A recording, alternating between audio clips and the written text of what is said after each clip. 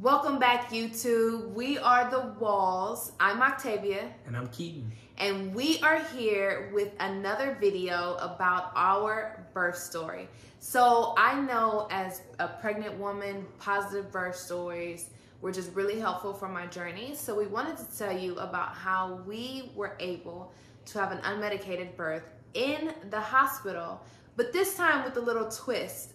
This time, we're going to have the dad and husband give the perspective from his viewpoint of how the birth went. My perspective.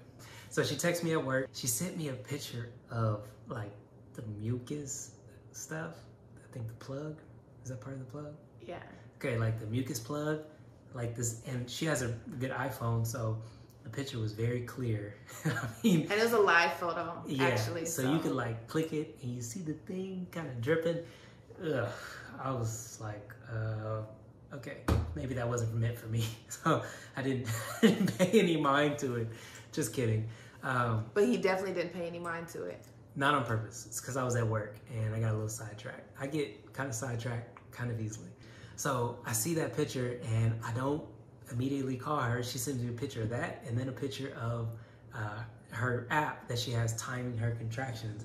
And at this point, they're a little bit sporadic, like 8 minutes between, 5 minutes between. I like had a break or something and I like called her and I'm like, hey babe, you know, I'm telling her, like, I told her like 3 different things. Can I make a correction? What? I had texted him this picture, then texted him a follow-up picture, then called him on his cell phone, then called him on his office phone. And let me just add a detail. We are 40 plus weeks pregnant. We had the conversation several times prior to this when I tried to get a hold of him, that at this point in the pregnancy, I would really need him to be available to answer the phone. His response was, oh yeah, babe, well, if I can't answer my cell phone, just call my office. Call my job. Okay, I called his office on top of his cell phone. He didn't answer. On top of his cell phone. No one answered. When he finally called me back, he called me back in a very nonchalant, not like I had seen his 2 pictures, I had seen your call, your text, your office call. He called back like, hey babe, and told me everything about him. And then just started rambling about stuff that had to do with him. What do you mean everything about me? Like, you know me. Okay, there were maybe 2 or 3 important things I needed to tell her. They were not important. Something like a coworker ate chicken this day. So back to my story, right? Because the way she introduced it is, this is my perspective, the husband's perspective. That's me, this guy. Just adding detail. Okay, well, keep your detail for your perspective. So she sends me the pictures and she's kind of right. Like, I did not answer the phone and I don't know, I didn't see her call my office, but finally I call her back and I tell her some stuff that's really not important. She's like, she cuts me off. Babe, did you not see the picture I sent you? I was like, yeah, I saw it. Like, oh, wait, but I didn't really like look at it. So hold on, let me look. Pull out my phone. Oh, it's happening. This is me. It's happening. She's like, yes, babe, I'm having contractions. So I get home, it's 11:30. She's having contractions. I'm freaking out. She's freaking out, but she's happy I'm home. So I have to put pressure on her back. And I didn't know this. And she's having sporadic contractions. And I'm like, we should go to the hospital. She's like, no, it has to be 511. I'm like, what? You want me to call, you mean 411? You want me to call somebody for information? No, 511, babe. 5-minute contraction, 5 minutes in between contractions, 1 minute contractions for 1 whole hour. And she's analytical. She's a little bit of accounting brain. So it has to be to the T. I'm like, nah, bruh, like we need to go. Unless you want me to deliver this baby here, we need to go. And I seriously started to contemplate that. Like, okay, how am I gonna sterilize these scissors, cut the cord, clamp? She has me download an app. I download the app and I start tracking the contractions. Eventually the contractions get to about 2 minutes in between contractions. So pack my bag, get the snacks ready, and go back to Octavia. She's like, babe! And I run back to her. What's up, babe? What do you need? Another contraction. So I start the clock. So I even checked down there, and I'm pretty sure I saw my baby's head. And I'm like, babe, we've got to go. And we're heading to the hospital. I'm driving kind of slow. You know, she's like, babe, stop. I stopped the car. She has a contraction. I put pressure on her back, middle of the road. It's like 1 in the morning, 1:50. I pull up to the hospital. Get out the car, walk in. Hey, my wife's having a baby. 5 people at the desk, middle of the pandemic. I've got on a mask. They just look at me. I'm like, what the heck? So I run out, get her back in. We get checked in. We're in triage. They're about to put an IV in my wife. They stick her 5 times, right? Yeah. Yeah, 5 times to get this IV in. Like they were practicing or training or something. They let us go to the, the delivery room after triage. We get in there and she's still having contractions, y'all. So it's like 2 minutes in between contractions still, you know? And by this time it's like 2:10, 2:15. It seemed like an eternity, but time went really quickly. I'm trying to set up a diffuser, hide a camera to set up because I want to record this. The speaker for worship music. Do I have her snacks? Do I have her bags? Where's the doctor? All this stuff. I'm still having to put pressure on her back. I have this little bladder that I purchased so that I could put warm water in it to place on her back to help with the contractions. Also, my wife, who doesn't like pain, we figured out that I could bite her on her neck while pressing down on her, and that would help with the pain. I knew she was in pain with these contractions. She's like, bite harder, baby, bite harder. We're in the middle of it. And I mean, we're in the trenches. Like, it's going down. Worship music is playing. Maverick City. I think she was 7 or 8 centimeters dilated. 80, or probably at this point, 95% effaced. And when they checked her cervix, although she was ready to push, she still wasn't like, the nurse was like, no, don't push yet, you know? So she didn't damage her cervix. Oh, I can't leave this detail out. This is probably my favorite part because I was so thrown off.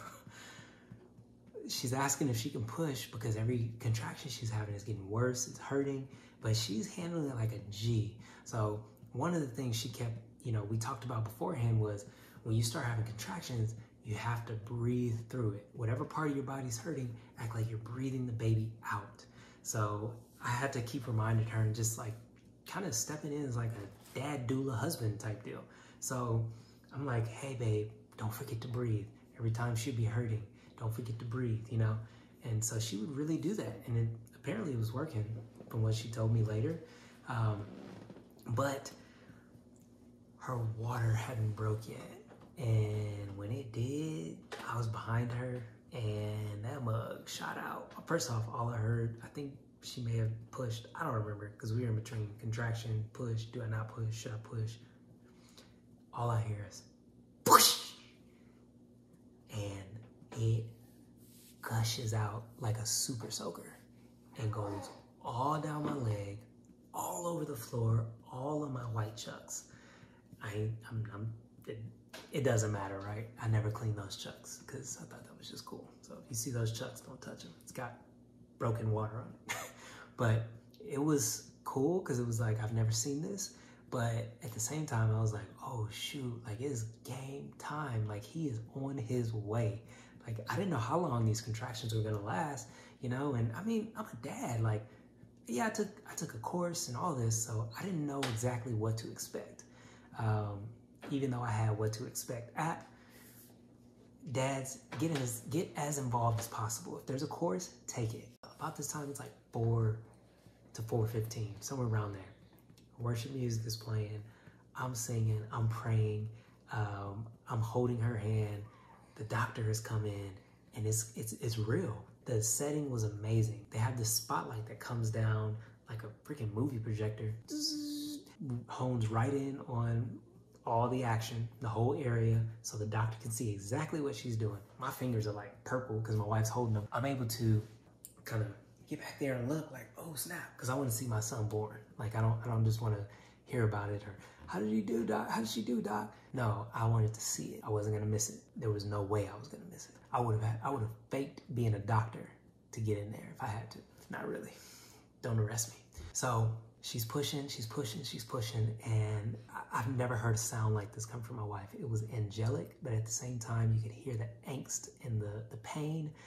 It was spiritual for sure. All I hear on the second to last push is like this release, and it was amazing. And I felt so bad, but at the same time, I was like, thank God I don't have to go through this. Then the baby's head pops through. It was phenomenal, and I saw it happen. And I'm like, I hope she pushes again. It looked like she had nothing else left in her. Mind you, this is unmedicated. She was a trooper. Then the doctor started kind of pulling on my baby's head, and I'm thinking, what are you doing? Like, stop pulling on his head like this. And she gives another push, and this is the last push. The doctor's pulling on his head like this and twisting him and turning him, and he's coming out. And finally he comes out. It must have been like 2 seconds after he was out, he starts crying. And I was like, Jackson. And he opens his eyes and looks right at me. And she was on all fours, so she had to kind of do this rotation, get on her back basically. They had to pull the cord from around his neck. They put him right on her chest. The first thing they said was, wow, it seems like he's been here before. Literally, he held his neck up, like off her chest. Then he went right over and started breastfeeding, like he had done it before. It was phenomenal. It was the most beautiful thing I've ever seen. Stay tuned, because, you know, we'll post periodic videos of updates and where we are. You know, we'll vlog about it. So my wife is trying to put the baby down. That's part of being parents. But I do want to thank you guys so much for tuning in to the Walls YouTube channel. Please don't forget to like, share, and subscribe. Thank you guys so much, and be on the lookout for more.